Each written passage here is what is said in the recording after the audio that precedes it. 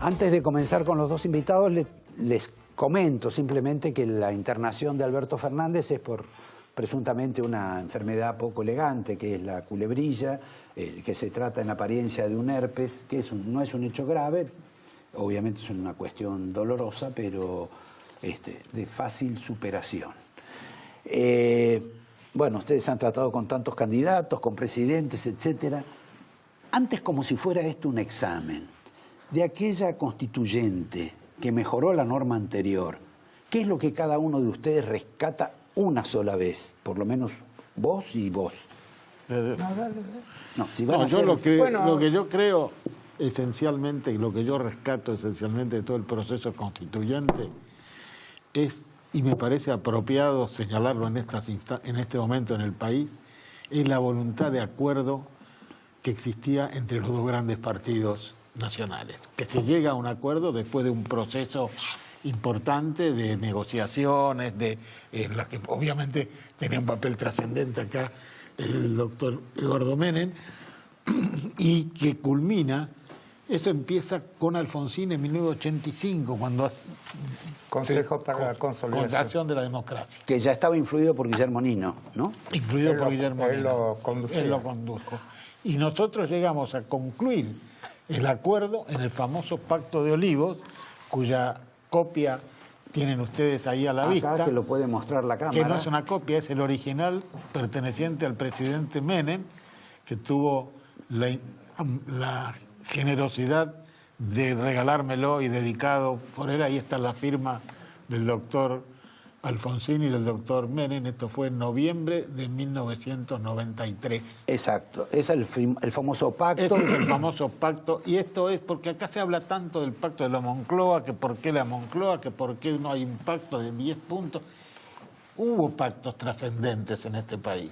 Y el más moderno del que yo tenga conocimiento y el más trascendente de las últimas décadas de vida democrática fue este Acuerdo de Olivos. Ahora, cuando vos decís, antes de pasarte a vos decís el acuerdo de los dos grandes partidos, pero en la constituyente también participó el Frente Grande, todos los grandes rebeldes, los que parecían, yo no quiero La Constitución de 1994 es la única constitución en la historia de la Argentina que se hizo por consenso.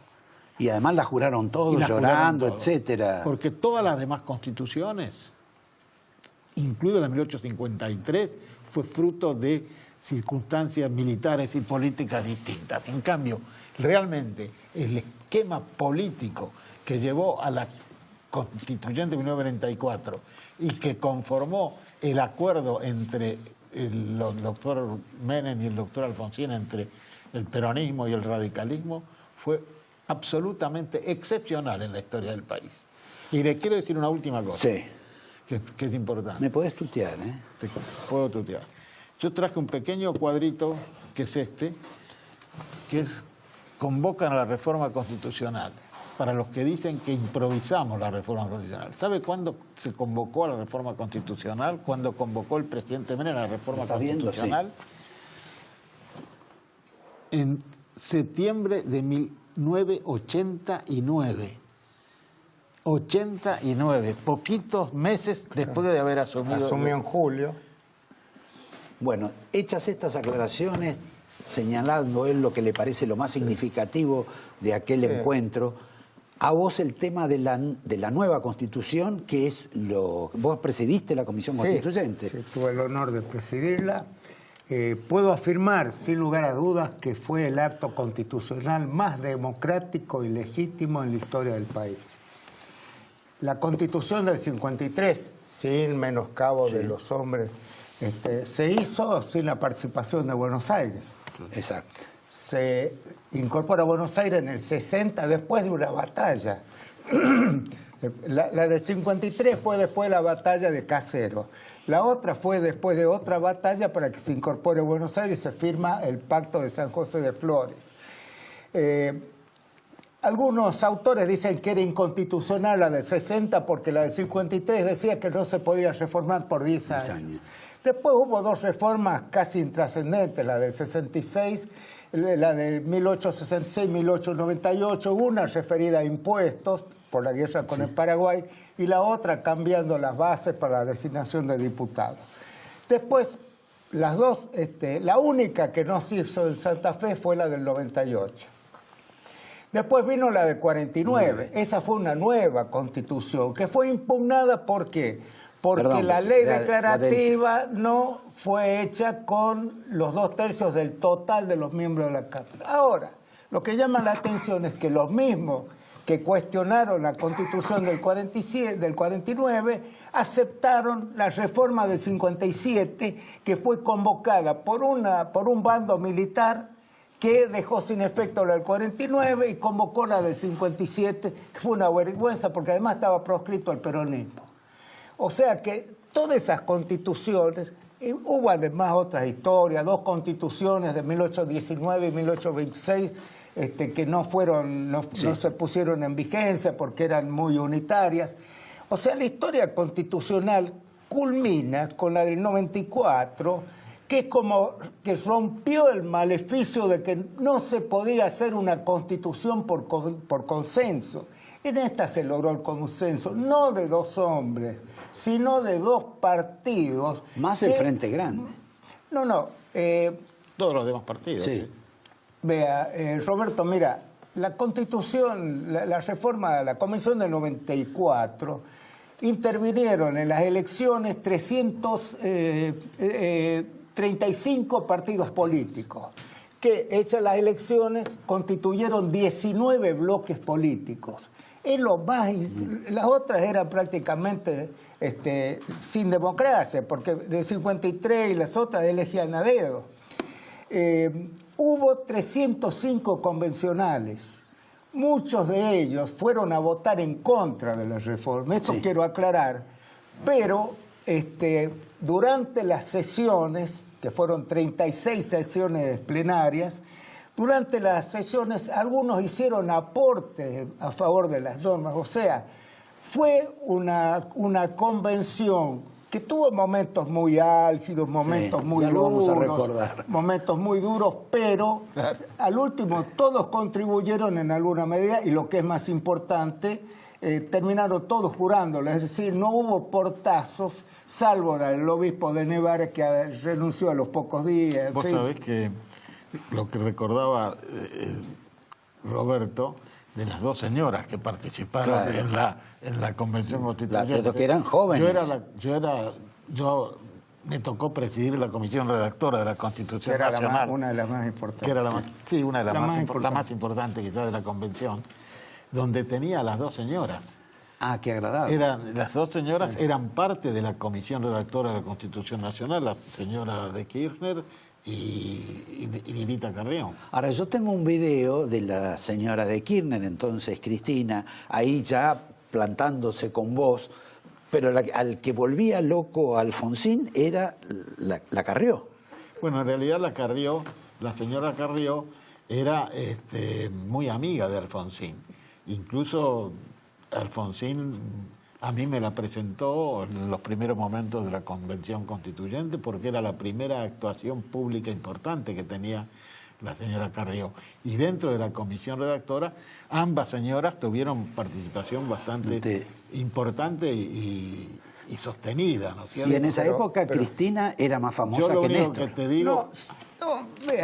la participación... No. Bueno, ustedes porque siempre están en contra de ella, pero a él nunca lo hubiera... Bueno, él también fue constituyente. Totalmente. Lo que pasa es que no iba como corresponde. Sí, iba. Iba cada tanto. No, iba bastante. No hagamos historia sobre eso. Iba, pero sí, no era frecuente su presencia. Ahora, la señora de Kirchner, la verdad que en la convención, por lo menos en los plenarios, no tuvo la destacada actuación. Sí tuvo la señora Carrió. Sí, claro. Que ahí se planteó un problema porque ella votó en contra de la forma en que se votaba el núcleo de coincidencias básicas. Muchos dicen que Alfonsín estaba indignado. Estaba indignado con ella. Me lo comentó a mí. Más aún, después... Alfonsín, el que quiere puede verlo en YouTube, lo que decía de ella, ¿no? Sí, claro. que además de ser enemiga del radicalismo era hipócrita. Eso decía Alfonsín. Ahora, lo importante es que otra de las cosas que hace resaltar esta convención es la presencia de las mujeres. Había 80 mujeres, 80 80 mujeres, 225 varones y 80 mujeres. Quiero hacer notar que en las convenciones anteriores, la única que hubo 4 mujeres fue en la de 1957. En las otras no hubo mujeres. Esta tuvo 80 mujeres y tuvieron mucha participación, no solo ellas, sino muchas otras que tuvieron, digamos, una participación activa. Perdón, para que la gente de pronto tenga dimensión de lo que se trató, en ese caso, aparte de que estaban ustedes dos, que estaba Alfonsín, que estaba Antonio Cafiero, que estaba Chacho Álvarez, que estaba Barra, Arias, me estoy tratando, Reutemann, Palito Ortega, todos, ¿quiénes más recuerdan ustedes? Estaba Alacino también. Alacino, es cierto. Sí, Alacino que Barcesat, que presidía el bloque socialista. Claro, el bloque de Bueno, estaba en la comisión redactora. Además también. estaba, yo te voy a decir, la mayoría era justicialista, después seguía el radicalismo. Entre los dos era más o menos el 70 y pico % del total. Después venía el Frente Grande, encabezado por Álvaro, estaba Alzogaray, claro. No, Alzogaray era otro. Alzogaray iba por la UCD por otro partido. Después venía el Modín. Claro, estaba Rico. Que estaba Rico. Bueno, esa es una historia negra, porque ahí dicen que Duhalde lo convenció, porque estaba Duhalde también, que Duhalde lo convenció a Rico de que le apoye la reforma constitucional en la provincia. No quiero recordar cómo lo convenció. Una de las acechanzas que tuvimos durante la reforma es la pretensión de algunos gobernadores que querían que nosotros en la reforma incluyamos la reelección de los gobernadores, cosa lo cual nos pusimos terminantemente. Inclusive llegaron a hacer que un convencional de Buenos Aires firmara en contra de la aprobación del núcleo de conciencias básicas. Bueno, felizmente después, no sé por qué, arregló Duhalde con Rico y de la provincia de Buenos Aires y desistieron de ese propósito porque no le íbamos a aceptar. El núcleo de la discusión en la Constitución Constituyente era el núcleo de conciencias básicas, que era lo que, de acuerdo al acuerdo de Olivos, debía votarse en bloque, porque eran los requerimientos mínimos que acordaron los presidente Menem y el presidente Alfonsín para facilitar la reforma de la Constitución. Quiere decir que o se votaba el núcleo en su integridad o la constituyente no iba a prosperar. Y eso incluía la reelección de Menem. Eso incluía no la reelección de Menem, eso incluía la posibilidad de un nuevo mandato del presidente por 4 años y reducía el mandato constitucional de 6 a 4. Ahora, incluso nosotros tomamos cuidadosa nota de la necesidad de que la reelección fuera una sola vez. Incluso en la parte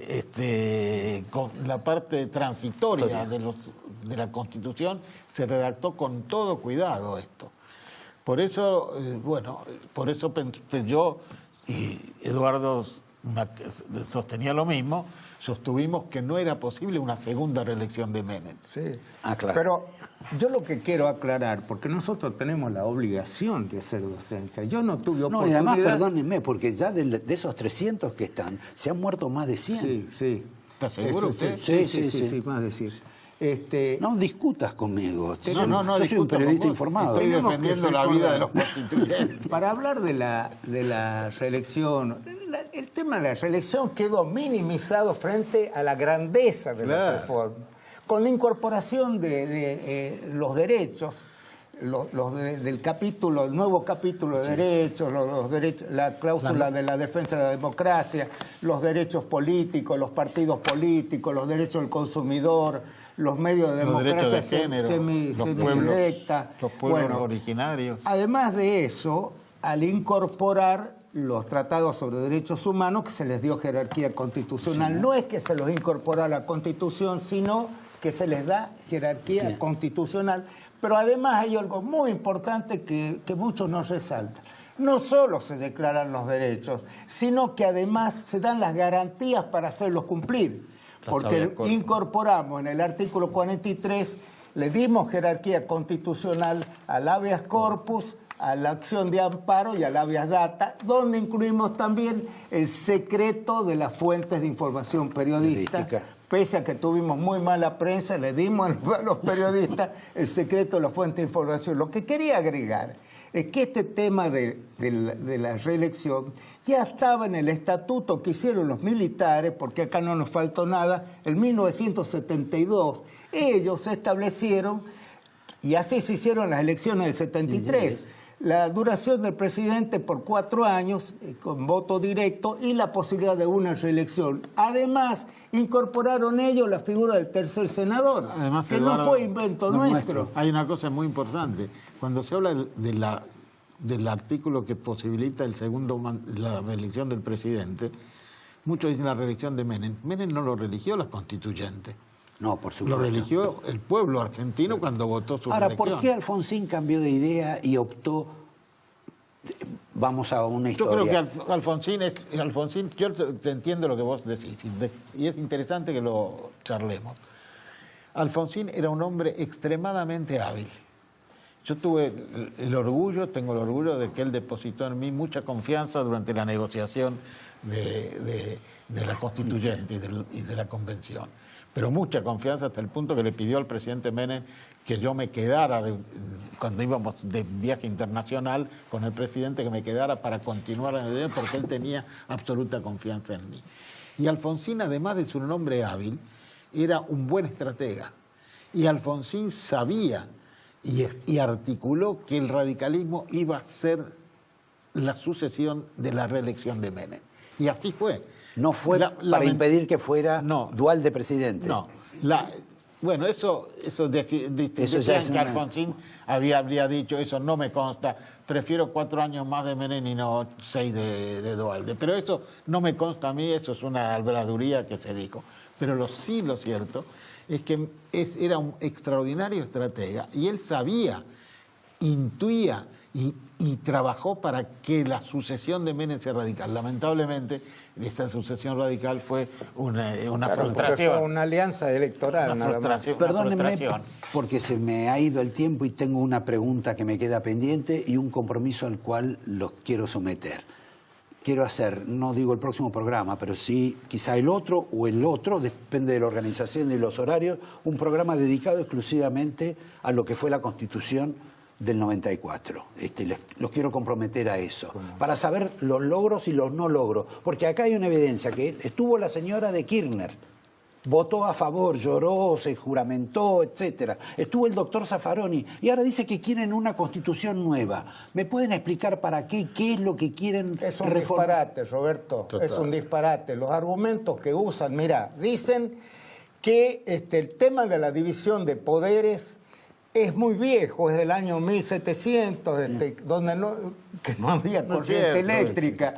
Bueno, es cierto que es del siglo de las luces, es del siglo de la Ilustración, donde Rousseau, Montesquieu sostenían el tema de la división de poder. Ellos dicen que es un tema neoliberal, que quieren suprimir el poder judicial. Lo dijo Gardinelli, que es un periodista que está con el kirchnerismo. Eduardo, yo la verdad no le atribuiría ninguna trascendencia a esto. Son imprudencias que incluso el señor Mempo, no sé. Sí. Mempo, bueno, pero lo dice también Zaffaroni. Sí, pero de cualquier manera, yo creo que eso es una imprudencia que nadie la toma en serio.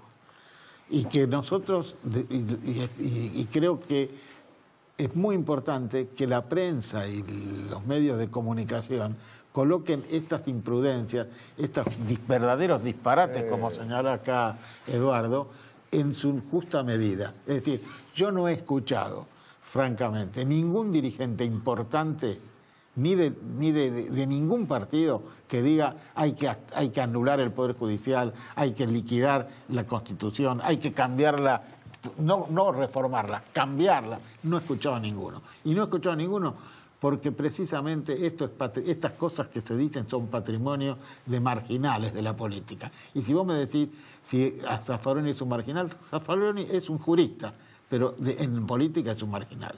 Bueno, les agradezco y los comprometo para dentro de 15 días o 20 un nuevo encuentro donde le vamos a dedicar todo el programa y con algunos otros. Tenemos, digamos, A mí me invitan a conferencias en distintos puntos del país, espero que me digas con tiempo Sí, para acomodar. lo vamos a arreglar esta noche. Vos sabés después. que con Eduardo hicimos una campaña por todo el país, Por que todo yo el tuve país. el honor de yo acompañarlo a él. Y íbamos todos los sábados y domingos a distintas provincias argentinas para difundir lo que era necesaria, por qué era necesaria la reforma de la Constitución. Una última postilla. Yo presidía, además de la constituyente, la Comisión de Labor Parlamentaria. Y los tenía sentados, a Alfonsín, a Aldo Rico, a Bussi, al Chacho Álvarez, o sea, eran los presidentes de los bloques, ¿no? Te mentiría si te dijera que ahí había problemas. No, todos respetaban y era para convenir el plan de labor. Ahora, en el recinto a veces se armaban problemas. Rico cuando se sentó dijo que él era un soldado que venía con la cara pintada a votar en contra de la reforma. Bueno, para la próxima oportunidad, que me comprometo realmente a hacerlo y olvidarnos de esta tragedia electoral que tiene la Argentina hoy, con ellos dos y algún otro invitado. Porque también, por ejemplo, estuvo el ministro de la Corte Rosati en ese lugar donde realmente saltó a la fama. Les tengo que dar a los invitados los dos marcadores, dos invitaciones para que vayan con sus amigos, compañeras, amigas, amigos a la Cabrera y un vino de la casa para que vuelvan a ojear lo que la gente llama vulgarmente la Carta Magna de la Argentina. ¿Cuándo cambió las palomitas? Y cuando subió el precio. No, los angelitos. Los angelitos. Estos también son angelitos. Yo te traje es la lección de optimismo de un discurso pronunciado por Joaquín B. González, que fue el cultor primero y más grande de la Constitución. La lección de optimismo. Creo que a muchos les va a hacer falta leerla en estos tiempos de malaria. Creo que ahí dice, nadie me va a desalojar del campo de batalla. En fin, bueno, lo vamos a leer maravilla. el programa que vengan con ellos. Léelo porque a muchos les va a levantar el alma. Muchísimas gracias a ustedes dos y a ustedes los invito a que en un minuto hablemos con Roberto Kachanowski, con la fecha del 11 de agosto, el día de las PASO, porque si ese día alguien saca una ventaja importante, digo, de 8 puntos, ni siquiera de 10, como establece esta Constitución que armaron estos caballeros, la Argentina es otra. Y la situación del presidente Macri, si ganan los otros, ese día, el lunes 23, empieza, vamos a decir, una fiesta cambiaria en la Argentina, una fiesta económica o un terrible tormentón. Pero que eso lo explique y lo diga Roberto Kachanowski en un minuto. Gracias. Gracias.